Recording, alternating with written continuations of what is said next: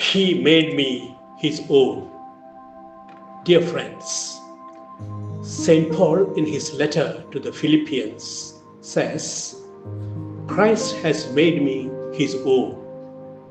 Chapter 3, verses 8 to 14. Season of Lent is a beautiful opportunity for all of us to experience this truth more deeply in our own personal life.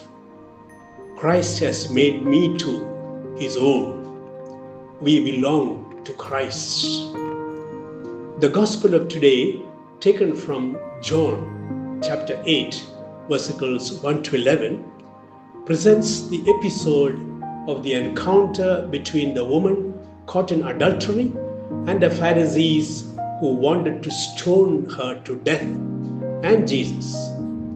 The Pharisees brought her to Jesus not out of the love for the Mosaic law, but to test Jesus. The law itself is faulty and originates from the patriarchal mindset of the Jews. The man who committed adultery is set free, but the woman is punished. Jesus is able to see the malicious motives behind these moves. Jesus breaks all these barriers of falsehood and malice. He sees the woman as his own sister, made in God's image. All are equally saints and sinners. Jesus brings to light this sense of oneness between the woman and the Pharisees. Jesus said, "Let him who is without sin among you be the first to throw a stone at her." They woke up to the truth that they are all sinners like her. The murderers dropped their stones. By revealing the truth of oneness and accepting everyone with compassion, Christ made her his own. She was always belonging to God, but now it became more clear to her. The Pharisees too belonged to Jesus. The woman was also a sister, a daughter to the Pharisees. But their false sense of religious holiness, their hatred against Jesus, blinded them to this great truth.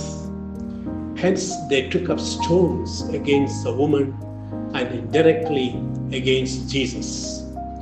When they accepted their own truth of being sinful, in all humility, they too woke up to see themselves differently and the woman differently. They dropped their stones. Paul speaks about the surpassing worth of knowing Christ Jesus my Lord. When he knew Christ truly, not through his Pharisaical self-righteous eyes, he woke up to the truth that Christ has made him his own. This knowledge makes him surmount all other prejudices against others and against himself. He belonged to Christ, and Christ belonged to all. Christ is all and in all. It is a process of awakening and realizing the truth. When Christ makes us all his own, we also become one with each other. We too are invited to forget what lies behind and strain toward what lies ahead. Michelangelo once saw a large piece of marble thrown away by the sculptors in Florence. It was badly cut and damaged. Michelangelo saw that rejected marble. He looked at it keenly from all angles. Michelangelo suddenly saw, hidden within that rejected marble piece, the figure of David with a sling in his hand, stepping out to meet Goliath. He immediately took out his hammer and chisel and began working on that rejected marble. He brought about the most beautiful statue of David.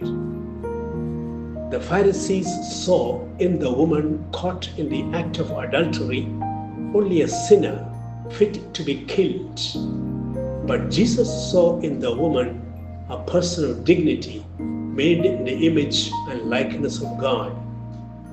He saved her from the murderers. He made her his own. When confronted with challenges of life, let us renew our faith in the Lord. He has made us his own. May God bless us all.